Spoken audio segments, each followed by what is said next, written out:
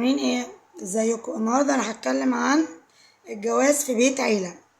البنات اللي بتتجوز في بيت عيلة، ايه المشاكل؟ يعني هو عموما بيت العيلة في ناس بيبقوا كويسين مفيش مشاكل، وفي ناس بيعملوا مشاكل. فازاي بقى تتجنبوا المشاكل؟ اولا بيت العيلة بيبقى ليكي شقة لوحدك، بس من الاول التعامل خالص. لو عملتي حاجات معينة هياخدوا عليكي وهتحصل مشاكل، وهتبتدي بقى المشاكل. لو تجنبتي الحاجات دي هتعيشي في هدوء، مش هيبقى في اي مشاكل. زي ايه؟ مثلا انت عندك شقتك، لو مثلا خدوا عليكي بقيتي على طول فاتحه بيك بقى اللي طالع واللي نازل وسلفتك وحماتك وحماكي وكله بقى طالعين نازلين، وانت عندهم هم عندك، واسرارك عندهم واسرارهم عندك، واكلك ولبسك وحياتك وكل حاجه. يعني اسرار البيت كلها هيتحكموا فيكي، هيتحكموا فيكي، مش هتعرفي تتنفسي، هتقولي يا ريت تحصل من كده. فتعملي ايه من البدايه عشان ما يحصلش مش مشاكل؟ عاملينكم كويس، حماكي وحماكي قرارات كانهم امك وابوكي، كل حاجه، سلفتك كانها اختك، كل حاجه. لكن ما تواخدهمش على ان الباب مفتوح وانت عندهم هم عندك والاسرار كلها في البيتين، لا، ما تواخدهمش على كده، ما تواخدهمش على كده. اعملي فاصل، حد، حدود. يعني ما يبقاش كل حاجه عندهم. انت كلتي ايه؟ انت عملتي ايه؟ انت غسلتي امتى؟ انت روقتي بيتك امتى؟ انت صحيتي امتى؟ انت نمتي امتى؟ انت خارجه امتى؟ انت جايه امتى؟ انت مين جايلك؟ لا، كده بقى هيبقى دخلوا على ايه؟ خصوصياتك، وهيحصل مشاكل. مفيش حد هيقبل انه تبقى حياته مفتوحه كده على الملأ وكل حاجه معروفه كده وظاهره كده، مش هينفع. فانت تعملي ايه بقى؟ اولا حماتك وحماكي غير سلفتك. مثلا حماتك وحماكي دول اعتبريهم مامتك وباباك، يعني لو احتاجوا حاجة اعملها لهم، احتاجوا تساعديهم في حاجة اعملها لهم، تنزلي لهم يطلعوا لك عادي، تطلعي لهم ينزلوا لك، يعني على حسب، عادي. بس برضه مش 24 ساعة برضه، يعني مش بقى مقيمين مع بعض، لكن دول تبقوا في الأولوية، لكن مش إقامة مع بعض، لكن يبقوا في الأولوية عادي، أوكي. بالنسبة بقى لسلفتك وكده، دي بقى تعتبر أختك، بس في حدود بقى هنا. مش هينفع مثلا تخدميها وتعملها وهي تعبانة تقولك لا تعالي اطبخي لي ونضفي لي واغسلي لي ونشيلي الغسيل، لا، ما تاخدهاش على كده. انت لو بتعملي حاجة، لو حماتك تعبانة اعملي لها الحاجات دي زي امك عادي. لكن سلفتك لا، هي تشيل نفسها، اهلها يشيلوها، جوزها يتصرف يشيلها، يجيب لها حد، انت مش مسؤولة عنها. لكن لو عملتي على كده هيقولوا سوري سوري خدامة بقى، هيعتبروكي بقى الخدامة بتاعتهم اللي انت سمعا وطاعة وكده. لا، في فرق. سلفتك زيك زيها، زيك زيها. السلام عليكم، صباح الخير، مساء النور، ازيك، اوكي، كده يعني زيارة، تتعزموا يوم في الاسبوع، يوم جمعة، يوم اجازة، حاجة زي كده، تسلموا على بعض. آه لو احتجتوا تشربوا قهوة مع بعض كل يوم كل يومين ربع نص ساعة ولا حاجة، اوكي. لكن ما يبقاش بقى 24 ساعة عند بعض، وهي بقى ايه، تعالي نضفيلي، تعالي انا تعبانة، انا نازلة مشوار، تعالي اعملي الاكل وروقي الشقة وانشري الغسيل، لا، كده تجيب شغالة احسن بالاجرة وتريح نفسها. الحاجات دي بتحصل وبتبقى سبب في مشاكل، بتبقى سبب في خراب بيوت. وفعلا الواحدة اللي تقبل انها تتعامل كأنها خادمة، لا، انت بنت ناس وجاية من بيت محترم، ولازم يعاملوكي كويس زي ما انت بتعامليهم كويس. لكن يستغلوكي بقى وتبقى خدمة بقى واستغلال وطاقة بقى وصحة وانت بقى خلاص، لا، يجيبوا لهم شغالة احسن ويدوها اجرتها وهتقوم بكل حاجة. اللي معايا تقولي في الكومنتات حد منكم تعرض للحاجات دي، سواء انتوا او قرايبكم او صحباتكم او معارفكم او كده. يعني حد منكم تعرض لحاجات زي كده، استغلال في بيت العيلة وكده؟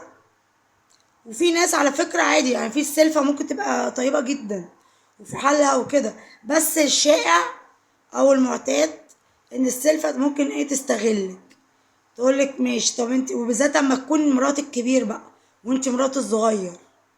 يا مرات الكبير بقى هي اللي تتشرط، وانت مرات الصغير اللي تخدميها وتقولي حاضر ونعم. لا طبعا، ما تاخدهاش على كده. وجوزك لازم يحط حدود، هو اللي يحميكي، وهو اللي يقول مراتي تعملوها ازاي ما تعملوهاش ازاي.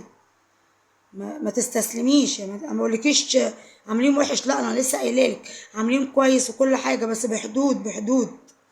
والام والاب اللي هي الحما يعني حماكي وحماتك غير سلفتك، دي حاجه ودي حاجه. يعني دي تعامليهم بطريقه ودي بطريقه، دي كانهم امك وابوك مش مشكله. لكن سلفتك لا. مش هتروحي مثلا تعملي اكل عند حماتك وسلفتك تعملي لها، تشيلي حاجه او تساعديها عند حماتك والتانيه ساعديها، لا ما ينفعش. هتاخد على كده، هتاخد على كده، وهتبقى انت المرمطونه بتاعت بيت العيله كله، الحما والحما والسلفه واللي بيجوا والضيوف كمان، والضيوف اللي بيجوا كمان هتقول لهم انت سلفتي وبتخدم وي وي وي، اللي انتوا عاوزينه قولوا لها. يعني هتبقى حاجه علني بقى كده رسمي، يعني زي ما بيقولوا. ما ينفعش طبعا، ما ينفعش. ما ينفعش تتهاني او تقبلي، ما ينفعش تتهاني مهما كانت الظروف، ما تتهانيش ابدا ابدا ابدا. انت رايحه بيت جوزك تتكرمي مش تتهاني. ولازم الزوج يبقى عارف كده، ويقدر زوجته ويحميها ويحافظ عليها ويخلي عندها كرامة بين أهله وبين الناس كلها، من الغرب والقرب. ما يجيش على أهله ماشي، لكن ما يجيش على مراته. يعدل، تعدل من زوجتك وبين أمك وأبوك وأخوك ومرات أخوك وأهلك. فلازم يبقى فيه يعني إيه، حدود. الحدود، تحطي حدود، خط زي ما بيقولوا، خط. بس هو ده الكلام بنصحكوا بيه. بقوله لكم انتوا زي اخواتي، اخواتي وعيلتي التانية. فما بقول لكم حاجة ببقى قلبي عليكم، بقول لكم حاجة حصلت في الواقع وشفتها، وشفتها حاجات حية شفتها قدامي فعلا. بس فمواقف معانا الواحد بيستفيد منها. بس فبقولها لكم عشان انتوا برضو تستفيدوا، ما تقعوش في اخطاء، ما تقعوش في الاخطاء وترجعوا تندموا، ما يصلحش الغلط. واللي بياخد على حاجه بيفضل على طول. يعني اللي ياخد ان مراته تتهان وكده هتفضلي على طول تتهاني، تتضربي هتفضلي على طول تتضربي، تتشتمي هتفضلي على طول تتشتمي، تخدمي وتشيلي ويحطي وتطلعي وتنزلي هتفضلي على طول كده. فبلاش.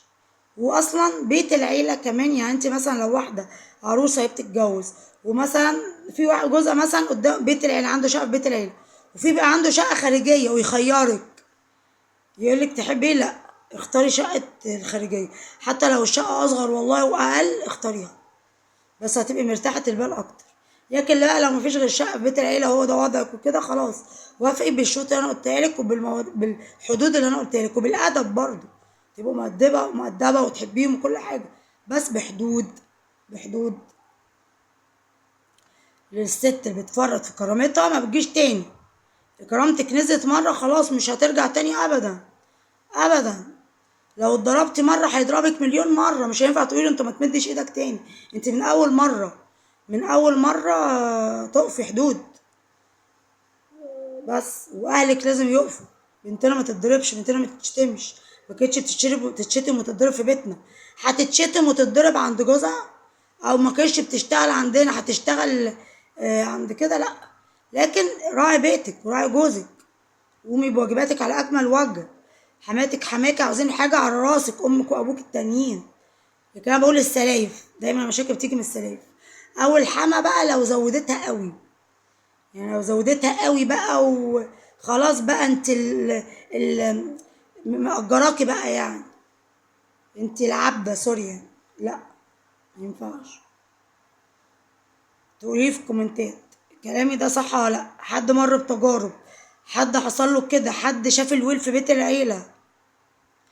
كل الحاجات دي قولها لي عشان نشارك بعض، وانتوا اخواتي وعيلتي التانية تشاركوني بالاراء وتشاركوني بالافكار.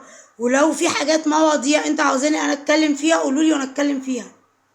يا قولوا لي مواضيع مثلا اتكلمي عن موضوع كذا، اتكلمكم في موضوع. انا بجيب لكم مواضيع دايما، وانتوا برضو قولوا لي في موضوع انتوا محتاجين انا اتكلم فيه، قولوا لي وانا من عينيا الاتنين اكلمكم، اتكلم في الموضوع ده، وانشر الموضوع ده واتكلم فيه وكده، يبقى فيديو خاص عن اي حد عاوز حاجه معينه. بس طبعا بدعي لكم كلكم يوفقكم واي واحده عايشه في بيت عيله يا رب يستر عليكي وما تتبهدليش وتلاقي السعاده، وسلفتك تبقى اختك، وحماكي وحماتك هما مامتك وباباك التانيين، وتبقوا عيله زي الفل وزي العسل. لو عجبكم الفيديو اشتركوا في القناه وفعلوا الجرس عشان كل فيديو جديد انزله يوصلكم. سلام.